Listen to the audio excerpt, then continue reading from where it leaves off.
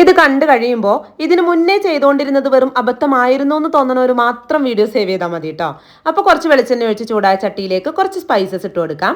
എന്നിട്ട് കുറച്ച് പച്ചമുളകും ഇഞ്ചിയും വെളുത്തുള്ളിയും ഒക്കെ കൂടി ഒന്നങ്ങ് ക്രഷ് ചെയ്തിട്ട് കൂട്ടത്തിൽ 2 തണ്ട് കറിവേപ്പിലയും കൂടി ഇട്ട് അത്യാവശ്യം നന്നായി തന്നെ അങ്ങ് വഴറ്റിയെടുക്കാം. എന്നിട്ടാണ് നമ്മൾ പൊടികൾ ചേർത്ത് കൊടുക്കുന്നത്. 2 ടേബിൾ സ്പൂൺ നിറയെ മല്ലിപ്പൊടി, 1 ടേബിൾ സ്പൂൺ മുളക് പൊടി, 1 ടീസ്പൂൺ മഞ്ഞൾപ്പൊടി, പിന്നെ 1/2 ടീസ്പൂൺ വീതം ഗരം മസാലയും കുരുമുളക് പൊടി മതി. ഇനി ഈ പൊടികളുടെ പച്ചമണമൊക്കെ ഒന്ന് മാറിക്കോട്ടെ. എന്നിട്ടാണ് നമ്മൾ സവാള ചേർത്ത് കൊടുക്കുന്നത്. 3 സവാളയാട്ടോ എടുത്തത്. ഇനി ഇത് നമ്മൾ വഴറ്റൂല, ജസ്റ്റ് ആ പൊടികളൊക്കെ ആയിട്ടൊന്ന് മിക്സ് ചെയ്തെടുക്കുള്ളൂ. എന്നിട്ട് അതിലേക്ക് ചിക്കൻ ഇട്ട് കൊടുക്കാം. ഇനി വീണ്ടും നന്നായി ഇളക്കി യോജിപ്പിച്ച് അടച്ചു വെച്ച് കൊടുക്കാം. ഒരു 5-6 മിനിറ്റ് കൊണ്ട് തന്നെ ചിക്കനിൽ നിന്ന് അത്യാവശ്യം നന്നായിട്ട് തന്നെ വെള്ളം ഇറങ്ങിയിട്ടുണ്ടാവും. ഇനി ഇടയ്ക്കിടെ തുറന്ന് ഇളക്കി ചിക്കനൊക്കെ വെന്ത് ആ വെള്ളമൊക്കെ വറ്റി വരണ സമയത്ത് കുറച്ച് കറിവേപ്പിലയും 1 നാരങ്ങാ നീര് ഒഴിച്ച് നല്ല പോലെ യോജിപ്പിച്ച് ഫ്ലെയിം ഓഫ് ആക്കിയാൽ സവാളയൊന്നും വഴറ്റാതെ വളരെ എളുപ്പത്തിൽ ഉണ്ടാക്കിയെടുക്കാൻ പറ്റുന്ന ടേസ്റ്റിന്റെ കാര്യത്തിൽ ഒരു കോംപ്രമൈസും ഇല്ലാത്ത ചിക്കൻ പെരട്ട് റെഡി.